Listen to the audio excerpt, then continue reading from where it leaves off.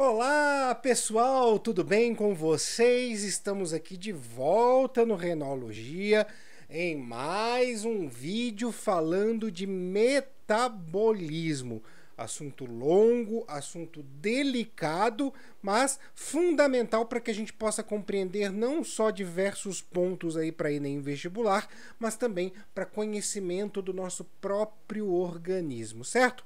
Hoje falaremos do metabolismo de lipídios, mas antes da gente começar, vocês já sabem, vocês já podem adivinhar aquilo que eu vou falar, o nosso ritual clássico. Se você é novo por aqui, inscreva-se no canal, ative as notificações, dê o seu like maneiro para ajudar o canal a crescer, pega papel e caneta, porque é hora do estudo! Antes da gente falar para vocês quais são as vias metabólicas que os lipídios fazem para se inserir no nosso metabolismo energético, é muito importante a gente compreender em que situação isso ocorre, porque existem duas condições primordiais para que a gente comece a utilizar os lipídios como fonte de energia. A primeira delas é que nós não estaremos sob influência da insulina.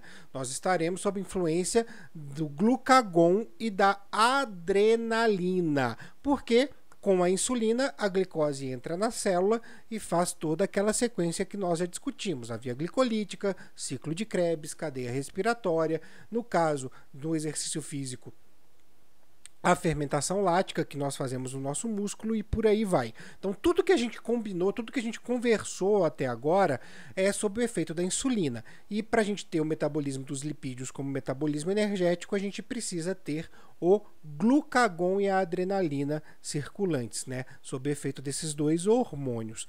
Outra condição que é muito importante é ter esgotado as nossas reservas de glicogênio, porque o glicogênio é a primeira fonte de energia que nós vamos buscar quando nós estamos com a glicemia baixa, quando a gente tem pouca glicose entrando na célula, quando a gente está sob o efeito desses dois hormônios. Então, uma vez que eu tenho adrenalina e glucagon circulante, e uma vez que eu tenho as reservas de glicogênio praticamente esgotadas, eu vou começar a quebrar o triacilglicerol no meu tecido adiposo, e aí vou fazer inicialmente aquela hidrólise clássica, transformando o triacilglicerol em glicerol e ácido graxo, que no nosso caso aí é o ácido palmítico, certo? Então, isso é fundamental. E, claro, que a função primordial desta quebra, deste uso,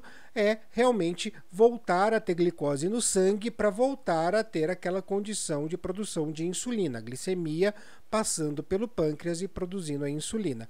Se você ficou um pouco com dúvida daquilo que eu falei, parece muita informação para um pequeno trecho de vídeo, estou deixando aqui para vocês o card do metabolismo da via glicolítica, né, e as vias anexas à via glicolítica, para que você possa ter um pouquinho de noção melhor aí do que a gente está falando, certo? Bem, uma vez que a gente entende as condições, agora a gente pode falar literalmente das vias do metabolismo de lipídios.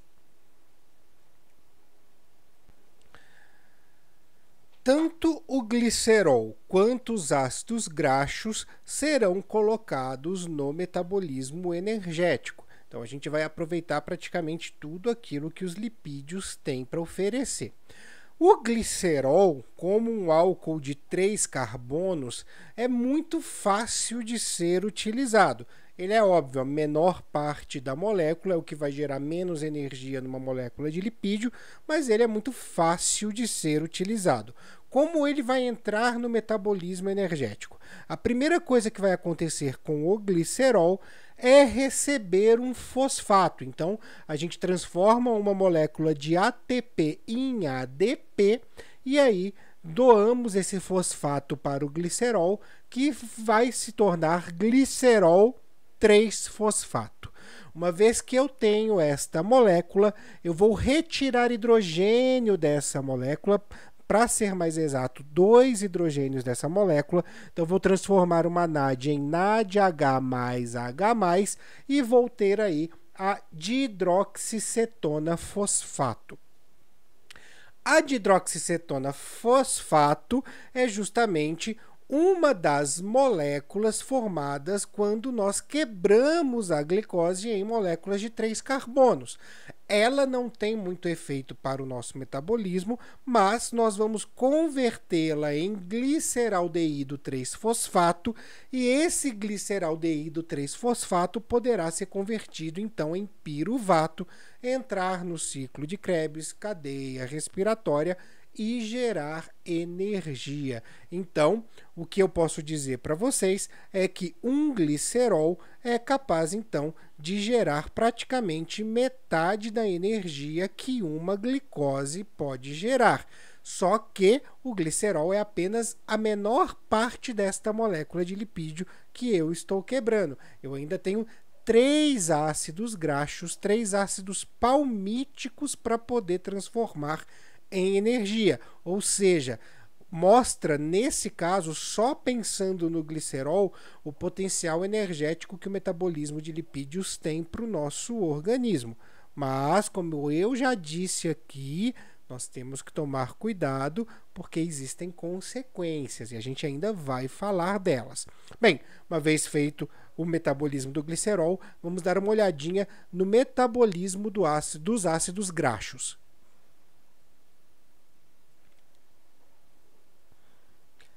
A inclusão dos ácidos graxos no metabolismo energético tem um nome, chama beta-oxidação. E ela vai acontecer em 2 regiões diferentes, fora da mitocôndria, ou seja, no citoplasma, e dentro da mitocôndria, né, na matriz mitocondrial, onde acontece inclusive o ciclo de Krebs, certo? Vamos dar uma olhadinha em como funciona esta reação. A gente tem lá o palmitato, o ácido palmítico, que é um ácido graxo, e esse ácido palmítico ele vai receber 2 coisas. O primeiro, uma coenzima A, e o segundo, 2 fosfatos. Ele vai receber aí, ele vai gastar 2 fosfatos de um ATP. Aí a gente para aqui, né? Se eu estou gastando 2 fosfatos de um ATP, que é adenosina trifosfato, eu não estou transformando essa adenosina trifosfato em adenosina difosfato, em ADP. Eu estou transformando esta adenosina trifosfato em AMP, que é a adenosina monofosfato. Tá? É um gasto de energia que eu estou fazendo para unir a coenzima A ao ácido graxo, ao ácido palmítico, mas eu estou fazendo esse gasto usando uma molécula só de ATP, mas gastando 2 fosfatos e não um como de costume, certo? Bem, essa molécula que é a união do ácido graxo, do ácido palmítico com a coenzima A, chama acil-CoA. E a acil-CoA, ela não tem a capacidade de entrar na mitocôndria. A coenzima A é muito chata para entrar na mitocôndria, ou ela está lá fora, ou ela está lá dentro. E aí, então, nós vamos ter na beta-oxidação, nesse processo da beta-oxidação, uma proteína de transporte que vai fazer com que essa molécula, o acil-CoA, entre para a mitocôndria. Essa proteína é conhecida como carnitina. Tá? A carnitina vai tirar aquele acetil-CoA, botar o acil para dentro e unir de novo com o acetil-CoA aquela molécula. A gente não representa isso aqui na via metabólica, na esquematização, mas entenda que isso está acontecendo, certo? Voltando para a nossa via, o acil-CoA vai sofrer aí uma série de reações. Ele vai ter a inclusão de água, a perda de hidrogênio por FAD, a perda de hidrogênio capturado pela NAD, e aí a gente vai começar a quebrar esse acil-CoA de 2 em 2. Então, o que eu faço? Eu tenho lá a coenzima A ligada ao último carbono da molécula. Eu vou quebrar 2 carbonos, vou liberar um acetil-CoA e grudo outra coenzima A. E aí eu quebro de novo os 2 últimos carbonos, grudo uma coenzima A. Quebra os dois últimos carbonos, gruda uma coenzima A. E aí eu vou produzir uma grande quantidade de FADH2 e de NADH mais H+, e uma grande quantidade de acetil-CoA nessa reação. Então, se a gente pensar num ácido que tem aí 16 carbonos, eu vou produzir 8 acetis-CoA. Se eu tiver um ácido com 20, eu vou produzir 10 acetis-CoA. E o acetil-CoA em si, a tendência dele seria entrar no ciclo de Krebs para gerar todo aquele sistema da cadeia respiratória. Uma coisa é certa, só a reação de beta-oxidação já gera FAD e NAD suficiente para deixar a cadeia respiratória bastante ocupada sem precisar do ciclo de Krebs. Então vejam só, quando eu digo que o potencial energético de um lipídio é enorme, muito vem por esse processo da beta-oxidação que libera uma grande quantidade de FADH2 e de NADH mais H+, para ir para a cadeia respiratória, para poder fazer o transporte de elétrons, gerar água e ATP. Tudo bem? Só que nem tudo são flores. E aí agora a gente vai entender bem qual é a consequência de não termos a insulina circulante e sim fazer isso com a ação do glucagon e da adrenalina. Eu estou deixando aqui para você o card do vídeo que falamos de lipídios. Naquele vídeo eu disse que os lipídios têm um potencial energético maior que o da glicose, porém ele não era utilizado pelo nosso organismo como fonte principal, porque a glicose era mais fácil de ser quebrada e os lipídios possuíam produtos tóxicos dentro do seu metabolismo. E é aí que a gente vai compreender o porquê a ausência da insulina nesse processo faz realmente uma diferença muito grande.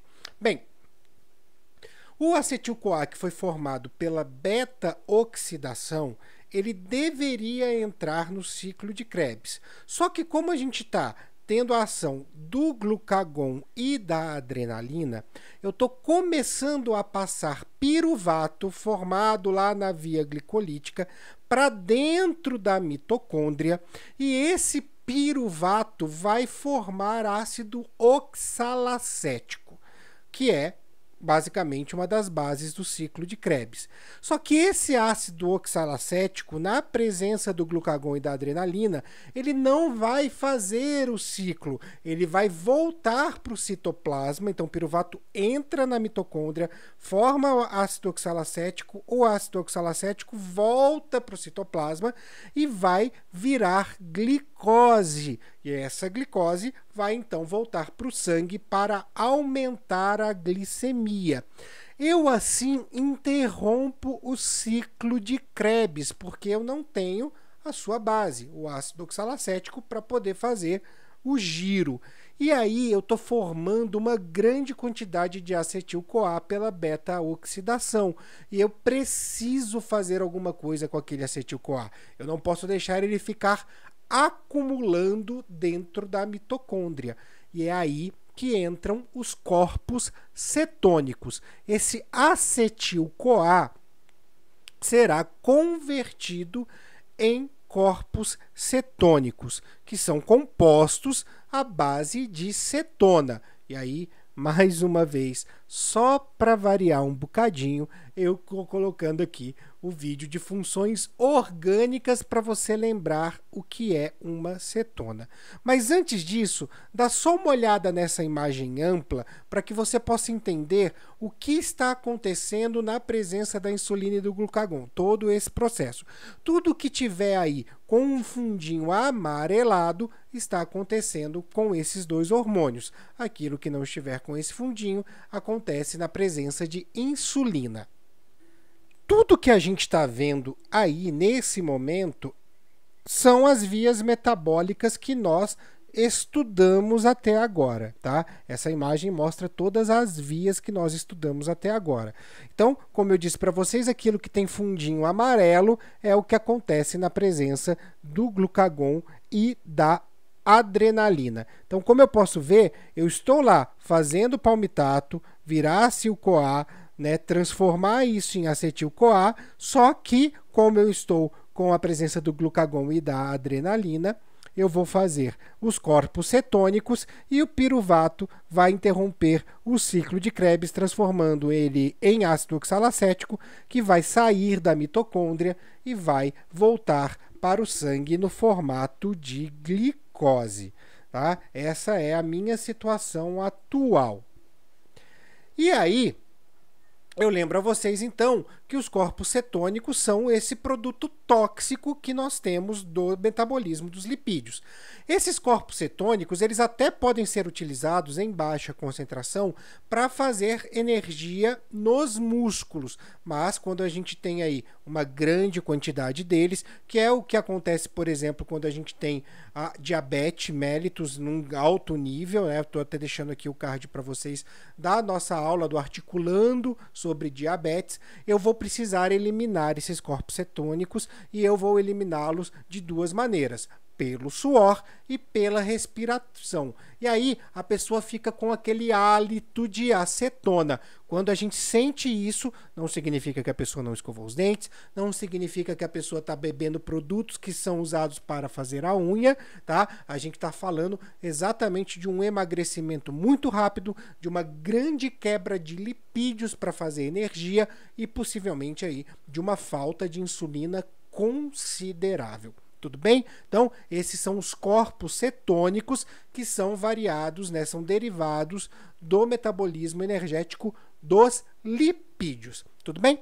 Bem, ainda falaremos mais sobre metabolismo, isso não acabou por aqui, tá? Mas o vídeo de hoje, o metabolismo energético dos lipídios, vai ficando por aqui. Lembro você que todas as imagens produzidas para os vídeos são colocadas lá no Instagram, @renologia.